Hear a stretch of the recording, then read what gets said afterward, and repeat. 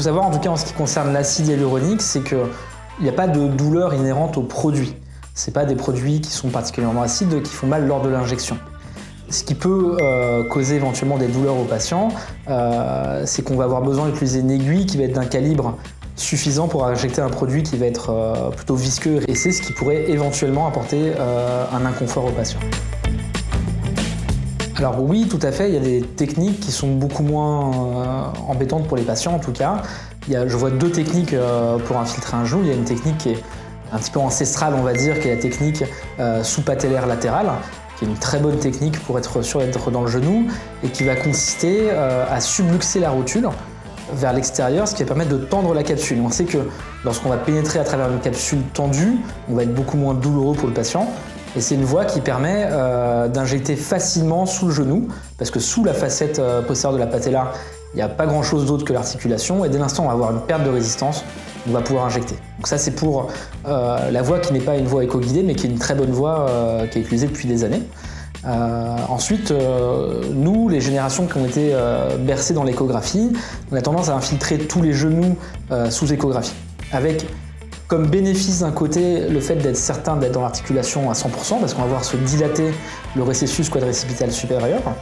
On va être certain de jamais aller au contact du cartilage, parce qu'on va guider en temps réel notre aiguille. Donc ça c'est intéressant.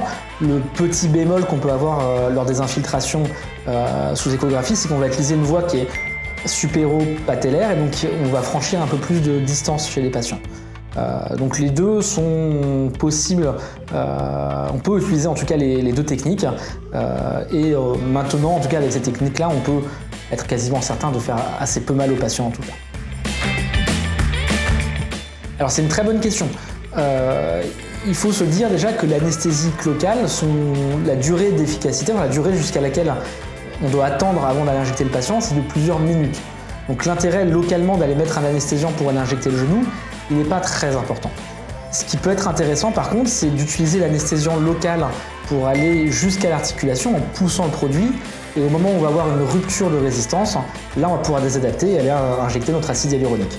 Mais la place de faire une anesthésie locale avant d'aller réaliser une infiltration, souvent elle est plus mal tolérée parce que le produit va être acide, et ce que disent les patients c'est qu'en fait ils sont plus douloureux lorsqu'on l'utilise que lorsqu'on n'utilise pas. On peut par contre l'utiliser sur des genoux qui sont douloureux et compliqués, sur des gros genoux. On peut penser tous à des patients qui ont des gros genoux, et à ce moment-là, oui, c'est intéressant. Ça permet de chercher sous échographie le passage jusqu'au récessus, et là, c'est intéressant d'utiliser l'anesthésie, mais de prendre le temps, en tout cas, de le faire, et pas de le faire en quelques secondes, parce que ça ne marchera pas. Alors, les patchs EMLA, il y a certains collègues qui utilisent effectivement les patchs EMLA, qu'il va falloir poser 1h30 avant le geste.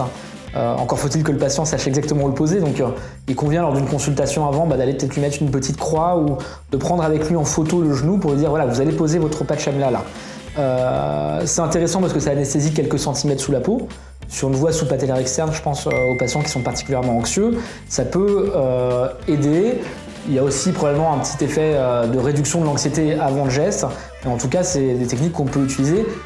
En tous les cas, si le patient vous le demande et est plutôt motivé pour le faire, ne lui dites pas non, dites-lui oui, bien sûr, on va pouvoir vous aider avec ça, on va le poser, vous allez voir, ça va très bien se passer.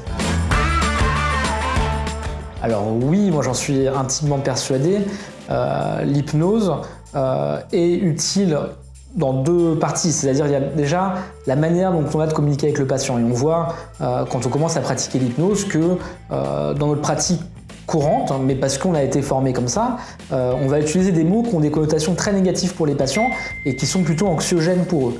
Donc il y a toute une rééducation déjà de la manière de communiquer avec le patient, et l'hypnose peut servir à ça.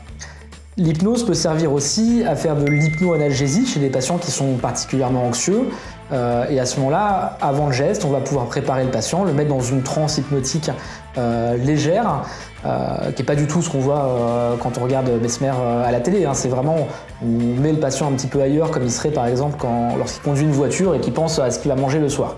En tout cas, on a des techniques comme ça qui permettent de délocaliser l'attention du patient et de réaliser les gestes sans douleur. Et puis on a pas mal de patients qui nous disent que ça se passe extrêmement bien. En tout cas, c'est des techniques qu'on utilise maintenant et que les rhumatologues commencent à s'approprier depuis quelques années. Et je pense que ça a beaucoup d'avenir pour notre profession.